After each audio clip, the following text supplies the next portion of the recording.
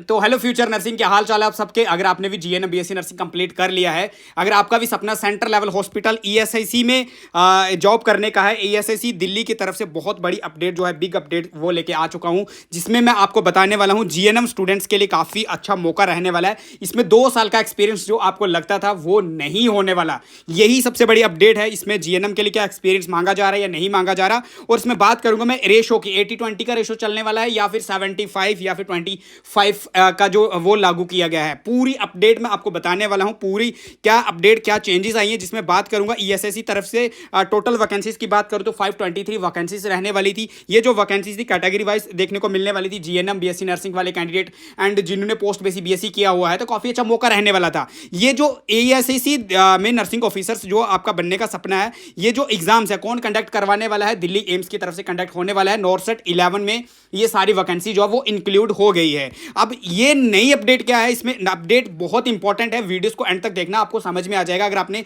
GNM किया हुआ है तो आपका 2 साल का एक्सपीरियंस बिल्कुल नहीं होने वाला। देखो ईएसआईसी की तरफ से बात करूं तो employ states insurance corporation, ministry of labour and employment, government of India, nursing officer recruitment common eligibility test जो कि नॉर्सेट है।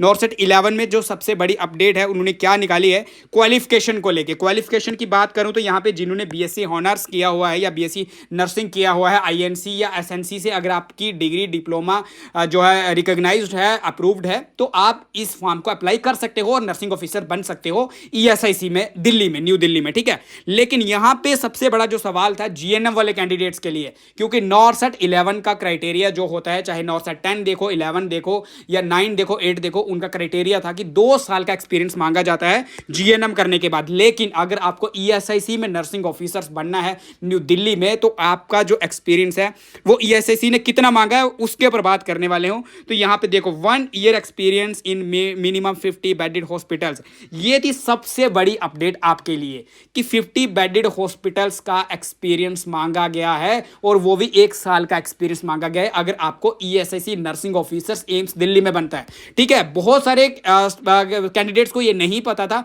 उनको लगता था कि जीएनएम अगर मैंने किया है, मेरे पास 1 साल का एक्सपीरियंस है, तो क्या मैं अप्लाई कर सकता हूं। बहुत सारे क्वेश्चन भी थे। तो भाई ईएसआईसी नर्सिंग ऑफिसर के लिए क्वालिफाइड हो आप, 1 साल का एक्सपीरियंस होना चाहिए, 50 बेडेड हॉस्पिटल का होना चाहिए, तो आप क्वालिफाइड हो जाते हो। अगर एक्सपीरियंस नहीं है बिल्कुल भी, तो आप इस फॉर्म को मत भरिए और आप एक्सपीरियंस ले लीजिए, और नेक्स्ट जब वैकेंसी आएगी, नॉर्सेट 12 होगा, तब आप जरूर जो है इस फॉर्म को भरिए, एंड उसके बाद नर्सिंग ऑफिसर बनने का जो सपना है आपका वो पूरा हो जाएगा। एंड सेकंड जो सबसे बड़ी अपडेट थी उसके ऊपर बात करूंगा, ये 80-20 का रेशो, 80-20 का रेशो, ये जो सबसे बड़ी अपडेट थी, यहां पे लेके बहुत सारे स्टूडेंट्स के था भाई हमारा 80-20 का रेशो क्या वो कैंसिल कर दिया गया, क्या वो 75, क्योंकि बहुत सारी ये जो झूठी अफवाह फैलाई जा रही थी कि 75 कर दिया गया है, जिसमें फीमेल कैंडिडेट की बात करो तो 75 एंड 25 मेल कैंडिडेट। एंड इस चीज के ऊपर भी देखो सवाल तो नहीं बनता है, लेकिन सवाल ये भी है कि देखो जो ये रेशो है 80-20 का, इसको काट के मुझे लगता है, आप भी मुझे कमेंट सेक्शन में बताना क्या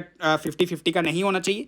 50-50 का जो रेशो होना चाहिए, क्योंकि हर एक कैंडिडेट, चाहे वो मेल हो चाहे वो फीमेल हो, दोनों एक जैसे मेहनत करते हैं, पैसा एक जैसा लगाते हैं डिग्री के ऊपर। लेकिन रेशो की बात करूं तो 80% जो है ज़्यादा जो है वो गर्ल्स के लिए यहाँ पे ऑप्शंस हो जाते हैं, ज़्यादा उनको लिया जाता है। तो ये सबसे बड़ा सवाल था, तो ये मैं बता दूं आपको 80-20 का रेशो ही रहने वाला है। एंड सबसे बड़ी बात ये है कि इसमें जो आपकी जो मैं फ़ी की बात करूं, मैं पहले वीडियोज़ में भी बताया, यहाँ भी बता देता हूँ, अगर आप कैटेगरी से हो, जर्नल से हो या ओबीसी कैंडिडेट हो, तो आपकी 3000 रुपया फ़ी रहने वाली है। बाकी पूरा ऑलमोस्ट जो आपका नॉर्सेट 11 का, जैसे आपका जो पूरा है फॉर्म कब से अप्लाई हो रहे हैं, देखो ये 24 जुलाई से स्टार्ट हो चुके हैं, 13 अगस्त तक रहने वाले हैं। शाम को 5 बजे से पहले पहले आपको अप्लाई कर लेना है। एंड वहीं इन्होंने यहाँ पे सीबीटी एग्जाम्स, आपको पता है एम्स अगर आपको देना है तो नॉर्सेट का अपना क्राइटेरिया है कि 2 एग्जाम देने पड़ते हैं, एक तो प्रीलिम्स देना पड़ता है, फिर मेंस देना पड़ता है। प्रीलिम्स में अगर आप क्वालिफाइड होते हो तो मेंस में बैठते हो, लेकिन जो प्रीलिम्स के मार्क्स हैं वो आपके ऐड नहीं होते हैं, जो कि आपका सिलेक्शन होता है मेंस में क्लियर करने के बाद, ठीक है। मेंस वाले मार्क्स ही आपके जो हैं वो जो हैं वो ही आपको सिलेक्शन की ओर लेके जाते हैं, ठीक है। यहाँ पे सीबीटी की बात करूँ तो 12 सितंबर को आपका स्टेज 1 एग्जाम रहने वाला है, 30 सितंबर को आपका स्टेज 2 रहने वाला है।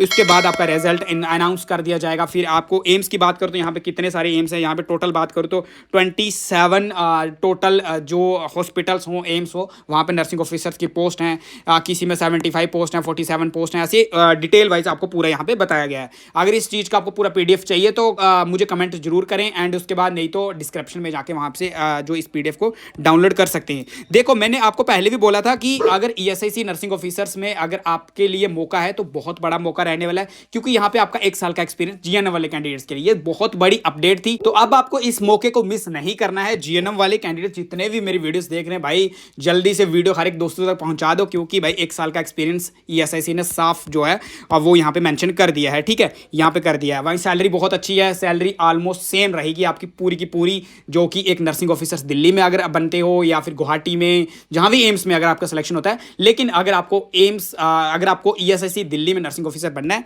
तो आपका 1 साल का एक्सपीरियंस होना चाहिए। यहाँ बहुत बड़ी अपडेट है। BSc नर्सिंग वाले हो या फिर पोस्ट बेसिक BSc वाले, BSc ऑनर्स वाले, उनके लिए तो एक्सपीरियंस यहाँ पे नहीं मांगा जाता है किसी भी सेंट्रल लेवल हॉस्पिटल्स के लिए। लेकिन यहाँ डिप्लोमे की बात है तो डिप्लोमा को लेके थोड़ा सा एक्सपीरियंस मांगा जाता है। कुछ ऐसे सब्जेक्ट्स होते हैं जो हम नहीं पढ़ते हैं डिप्लोमा करने में, तो उनको इंक्लूड करने के लिए एक्सपीरियंस मांगा जाता है, ताकि पूरी तरह से आप जो है मजबूत हो जाओ, पूरी तरह से थ्योरी को अच्छे से पढ़ लो, एंड उसके बाद आप प्रैक्टिकली काम को अच्छे से जान लो। ठीक है, ये थी बहुत बड़ी अपडेट।